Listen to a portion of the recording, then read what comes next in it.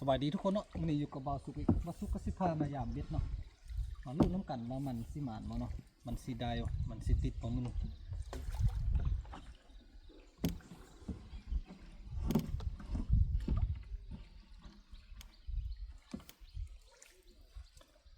นี่มื้อนี้อากาศครึมๆเนาะครึมๆแต่ว่าก็บ่หนาวบ่เย็นปานใดเนาะถือว่าธรรมดาอยู่ที่ประมาณ17องศามื้อนี้ตอนเช้ามื้อนี้แต่ว่ามีลมมาเนาะลมยามเช้าเรามาเบิ่งน้ำกันเอาไว้ท่าเนาะว่ามันสิมีตัวติดมีตัวให้เราลุ้นบ่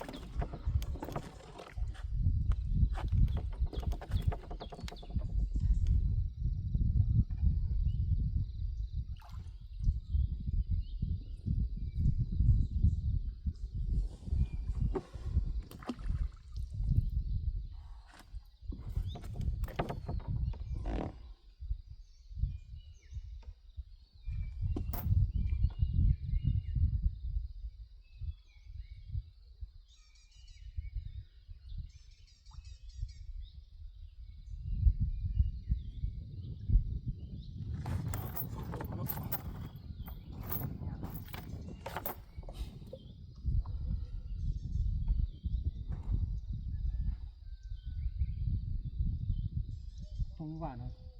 ก็ทำมาจามเนาะติดอยู่ทางนั้นลองมึงมันนี่อยู่ทางนี้มันสิติดเพราะว่าทางนี้ก็เมื่อกี้เคยทึกทางกับเครื่องนี่เนาะแต่ทางเครื่องพอมึงก้อนนั่นตัวหนึ่งเนาะอยู่ฝากโซนทางนั้นอยู่โซนเม็ดแท้ๆเลย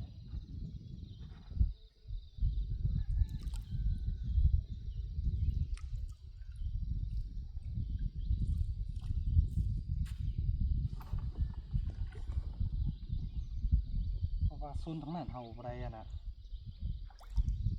เฮาบ่ได้ยับหินเนาะอันนึงนี่คือได้นี่เนาะเขายับหินลงมาที่น้ำเนาะทอดที่เนาะ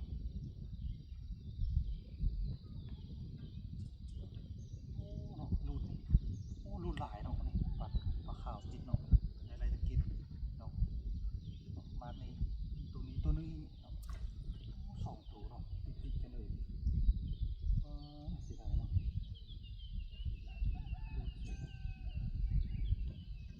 ถ้าเทียบว่าใบใหม่มันกระบูติดหลาย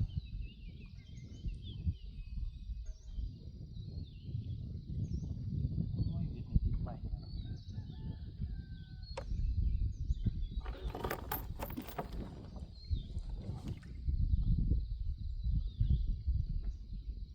ปลาไม่ติดเนาะติดใหม่เนาะ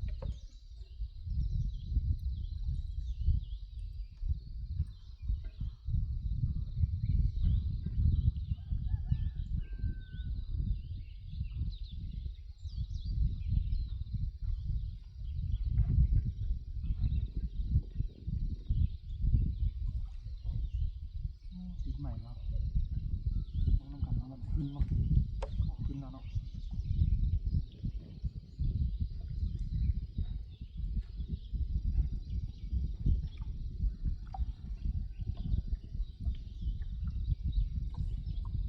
แค่นี้ใบใหม่ติดใบใหม่หลายเนาะซุนทาง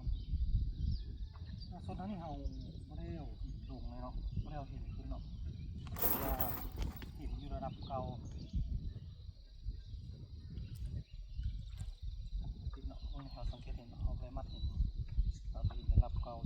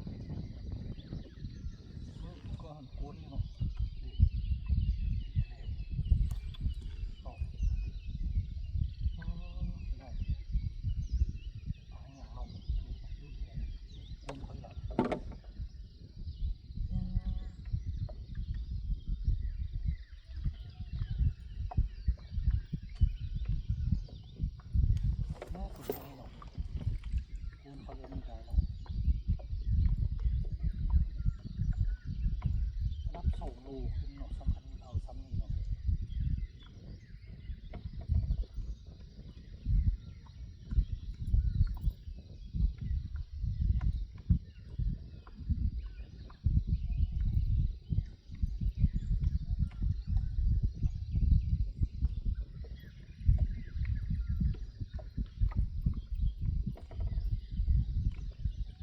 รุ่นดีรุ่นคักเนาะส่งเธอแล้วเนาะนี่เนาะ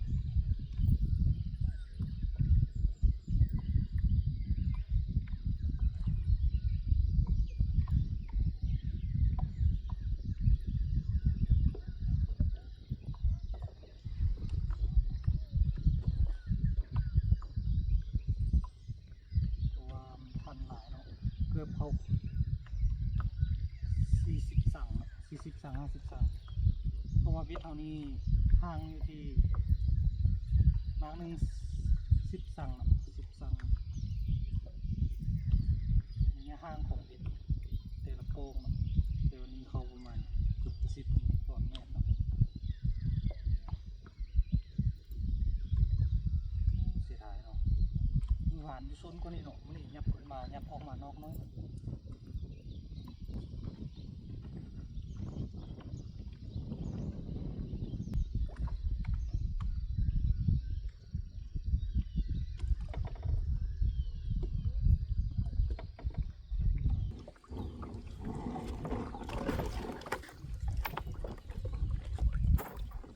วันนี้เนาะการถือว่าดีแต่ว่าลมเนาะมันนี่ลมมีลมหลาย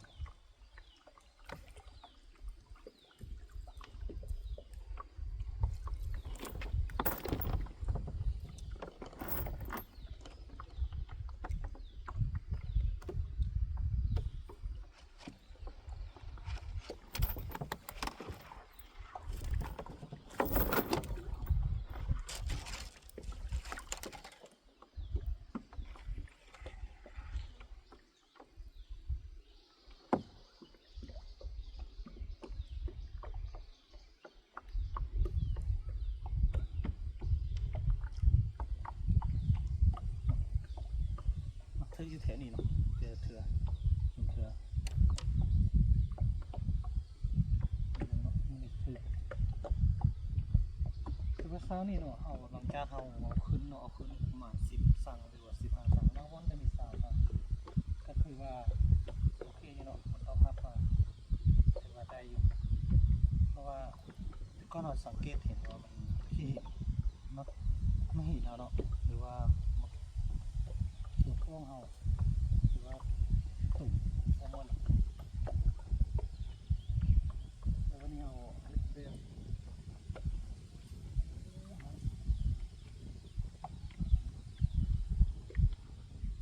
แล้วเดี๋ยวก็มีกับรุ่นเนาะ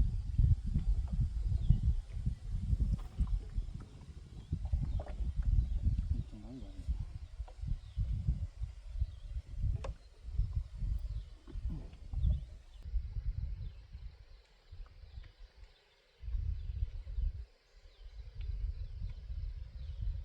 คือเนาะของมันรูดหินภาพที่วนหินมากเนาะ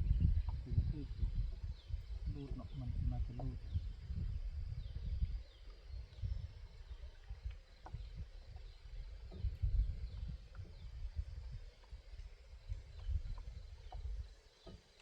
อย่าไปรูดมุมทั้งนั้นเนาะว่ามันคือยังมีตัวคือ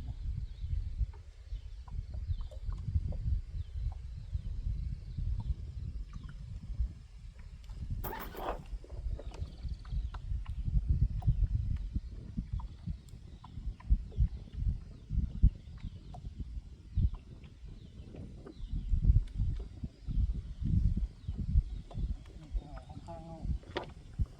ยาวเนาะประมาณ3 เซนแต่ก็ยามเนาะแถวนี้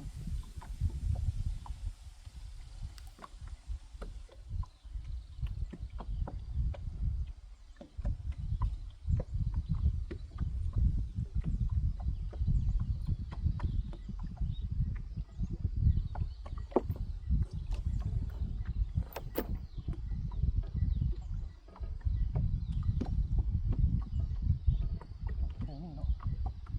มันทึกเนาะมัน น้อมนี่เขามีเขาลุดเนาะ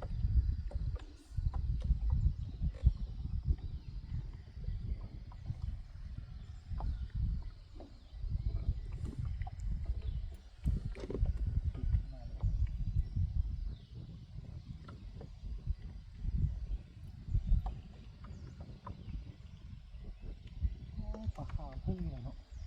ปลาติดเนาะได้แต่เก็บเนาะน่าจะเป็นปลาในอะไรก่อน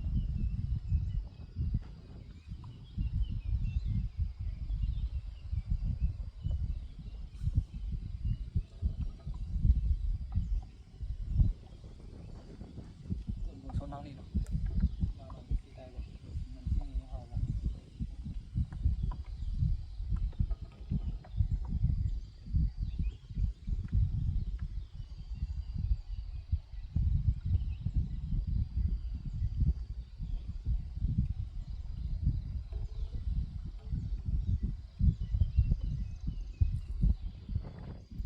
มักซื้อแถวนี้ฉันเนาะเพราะแถวนี้จะเป็นแถวน้ำเร็วน้ำเก่าทุกทีเนาะ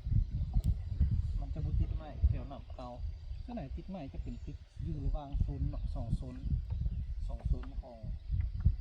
เบ็ดเพราะว่าเราใส่หินหรือว่าใส่สายออกมามันยังบ่ต้นไม้เนาะ